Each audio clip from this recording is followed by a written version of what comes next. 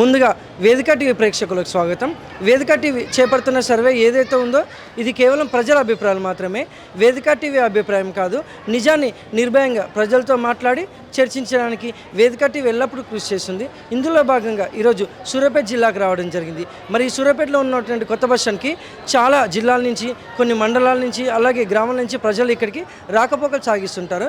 మరి ఇక్కడికి వచ్చే ప్రజలతో మాట్లాడి కాంగ్రెస్ హయాంలో రేవంత్ రెడ్డి గారు ప్రవేశపెట్టిన ఈ 6 గ్యారెంటీలు కానీ, సంక్షేమ పథకాలు కానీ లబ్ధిదారులకు ఏ విధంగా లబ్ధి చేకూరుతున్నాయి, మరి అలాగే గతంలో కేసీఆర్ గారి పాలన విధి విధానాలు ఏ విధంగా జరిగిన విషయాన్ని వాళ్ళ అభిప్రాయం ద్వారా తెలుసుకునే ప్రయత్నం చేద్దాం. రిపోర్టర్ కార్తిక్ గౌడ్, వేదిక టీవీ. నమస్తే సార్. నమస్కారం అండి. మీ పేరు సార్? నా పేరు పేరం జానే, మాది మాసారం అండి. ఏం చేస్తుంటారు? నేను వ్యవసాయం చేస్తా, కాంగ్రెస్ పార్టీ గ్రామ పార్టీ అధ్యక్షుడిని. కాంగ్రెస్ పార్టీ మరి గ్రామ మండలం ఎక్కడ సార్? పెనబాడు మండలం మాసారం అండి. సీఎం రేవంత్ రెడ్డి గారి పాలనపై మీ అభిప్రాయం ఏంటి సార్? చాలా మంచిగా ఉంది సారు.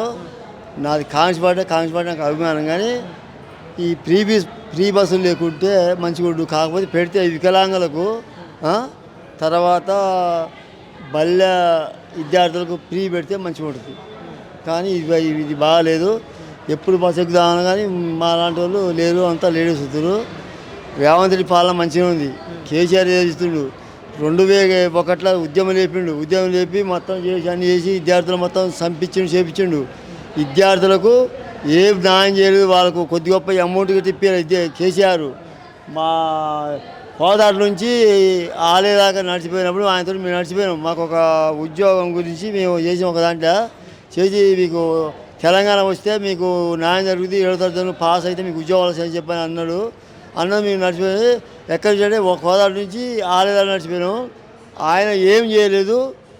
మళ్ళా ఇది కితోరు కూడా ఆయన మందు తాగి మాట్లాడిన ఆయన కేసీఆర్. అది చేసిండు. నువ్వు ఉద్యోగం తమ్ముడు చెప్పిన ఆమె చేసిండు, మాట్లాడిను. మా మాసారం వచ్చిండు. మేము దిమ్మె కట్టించినాం. నేను ఒక 1000 రూపాయలు ఇచ్చిన. మా ఎంపీటీసీ ఒక 2000 ఇచ్చిండు. ఇంకో పార్టీ అధ్యక్షుడు, గ్రామ పార్టీ అధ్యక్షుడు 10 ఇచ్చిండు. దిమ్మె కట్టాం. ఆయన వచ్చినప్పుడు ఆయన వస్తే పూలదండలు వేసి నమస్కారం చేసి తోలినాం, చేసిండు.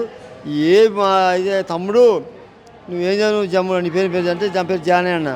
అనగానే ఏం చదివినాడు? 7వ తరగతి ఫీల్ అయింది సార్ అంటే. మన తెలంగాణ మనకు వస్తే 3,64,00,000 అటెండర్ పోస్టులు ఉన్నాయి. దొంగనా కొడుకులు ఆంధ్రలో దిగిపోతారని చెప్పాను కేసీఆర్. దొంగనా కొడుకులు అంటే అట్లా సార్ అంటే మరి ఫెయిల్ అయిన సార్ అంటే అవి మన తెలంగాణ మనకు వస్తే మనకు మార్కులు కలుపుతా తమ్ముడు మీకు ఉద్యోగాలు వస్తాయని చెప్పాడు, అటెండర్ పోస్టులు వస్తాయని చెప్పాడు. సార్ థ్యాంక్స్ సార్ అని చెప్పి కాళ్ళ మీద పడ్డాం. ఆంచి 6 దాకా నడుచుకుంటా కోదాటి నుంచి 6 దాకా. గుత్త సుఖేంద్ర కాంగ్రెస్ ఎంపీ మాకు ఒక మూమెంట్ గురించి, శక్తి గురించి అలా పోయినాం. పోయినాము మా ఊరి ఒకరికి బట్టి అలా పోయినాం. మన ఉద్యోగాలు మనకు వస్తాయంటే పోయినాం.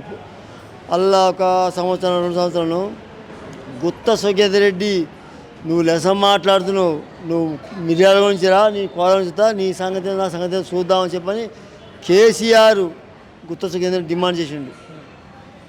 డిమాండ్ చేయగానే ఇక అట్లా నడుచుకున్నట్టు పోయినాక ఒక గొల్లోళ్ళ ఇంట్లో ఎంపీటీసీ గెలిచిండు 2002లో 2003 సారు. 2000 కూడా ఉద్యమం లేపిండు. అయితే లేపగానే మా ఊళ్ళో మా అక్కని గొల్లోళ్ళు చంద్రబాబు మీద పాట పాడితే గొల్లోళ్ళు చెప్తానండి, గొల్లోళ్ళు కొట్టి పండ పెడితే కేసు పెట్టాం. పెనబాడు మండలంలో పొలమండ పండ పెడితే వాళ్ళు ఏం పట్టుకోలే. నేనేమో సలహాదారుని, రాయటమో ఇంకోళ్ళు, నాకు రాయలేదు బాగా. అయితే కేసీఆర్కి అయితే గంజి ఎట్టిపోయాడు. గంజి అంటే ఎంపీటీసీ గంజి ఎట్టిపోయాడు వకీలు ఆయన. అంటే ఉండి సార్ ఆయన ఒకటి గంట చేసి మరి ఏం చేస్తాడు, ఇట్లా కత్తికాలేదు సార్ మీరు టీఆర్ఎస్ ఉన్నామని చెప్పని మమ్మల్ని ఏం చేస్తారు సార్ అని చెప్పాను. కానీ అట్లా ఇక దాన్ని కేసు చేయించిండు. వాళ్ళని డిమాండ్ అయిపోయినాక కేసీఆర్ మన తెలంగాణ మనకు వస్తుందని చెప్పని ఉద్యోగాలు ఇవ్వలేదు. దళితుల బంధువు మన పెనమాడి మండలం మా నూర్జాంపేటలో 18 మంది 1,80,00,000 ఇచ్చిండు. అదే మా ఎస్సీ కాలనీ మా సారాన్ని ఇవ్వలే. ఎన్ని ఉన్నాయంటే 190 ఇళ్ళు ఉన్నాయి ఎస్సీ కాలనీ. ఎస్సీ పెనమాటిలో 250 ఉన్నాయి, వాళ్ళకి ఇవ్వలే. ఒక్క నూర్జాంపేటనే 1,80,00,000 ఇస్తే అలా ఎంపీటీసీ ఎంపీపీ ఆయన 20 లక్షలు లంచం తీసుకుండు. వాళ్ళే చెప్పారు, మాకు తెలియదు. వాళ్ళు చేసారు. కేసీఆర్ ఏ పాలన ఏం బాగాలేదు. గుట్టల గిట్ట ఇక రైతు బంధు ఎకరానికి 5,000 వేసాడు. గుత్తల ఉన్న భూస్వాముల బాగా చేసి కానీ పేదలు ఎవరు బాగా చేయలేరు. ఒక బిడ్డ కొడుకు వాళ్ళు అమెరికాలో జాబ్ చేస్తున్నారు. కేసీఆర్ బిడ్డ కొడుకు. నాకు ముఖ్యమంత్రి పదవి ఏం లేదు, ముఖ్యమంత్రి పదవి ఏం లేదు.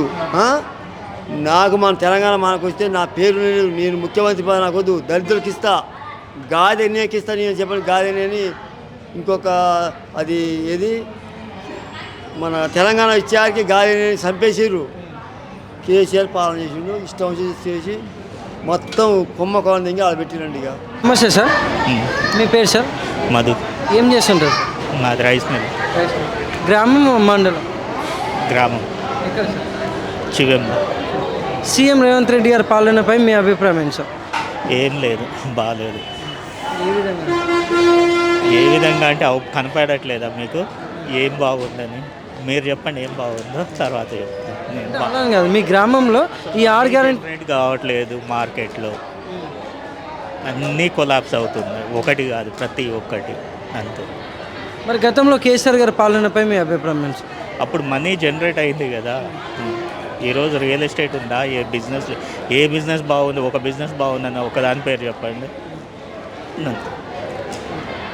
Thank you sir. సరే.